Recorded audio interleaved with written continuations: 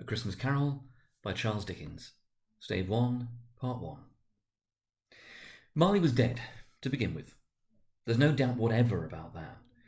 The register of his burial was signed by the clergyman, the clerk, the undertaker, and the chief mourner. Scrooge signed it, as Scrooge's name was good upon change for anything he chose to put his hand to.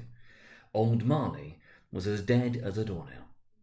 Mind, I don't mean to say that I know of my own knowledge what there is particularly dead about a doornail. I mean, I might have been inclined myself to regard a coffin nail as the deadest piece of ironmongery in the trade. But the wisdom of our ancestors is in the simile, and my unhallowed hands shall not disturb it, or the country is done for. You will therefore permit me to repeat emphatically that Marley was as dead as a doornail. Scrooge knew he was dead. Of course he did. How could it be otherwise? Scrooge and he were partners for I don't know how many years.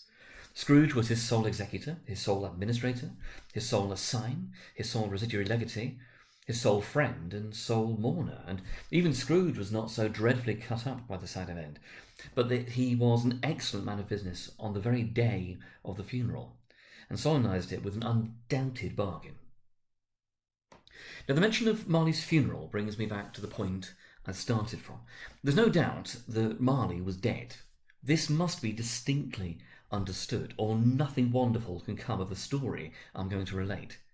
If we were not perfectly convinced that Hamlet's father died before the play began, there'd be nothing more remarkable in his taking a stroll at night in an easterly wind upon his own ramparts than there would be in any other middle-aged gentleman rashly turning out after dark in a breezy spot, say St. Paul's churchyard, for instance, literally to astonish his son's weak mind. Scrooge never painted out old Marley's name. There it stood, years afterwards, above the warehouse door, Scrooge and Marley. The firm was known as Scrooge and Marley. Sometimes people new to the business called Scrooge Scrooge, and sometimes Marley, but he answered to both names. It was all the same to him. Oh, but he was a tight-fisted hand at the grindstone, Scrooge. A squeezing, wrenching, grasping, scraping, clutching, covetous old sinner. Hard and sharp as flint, from which no steel had ever struck out generous fire.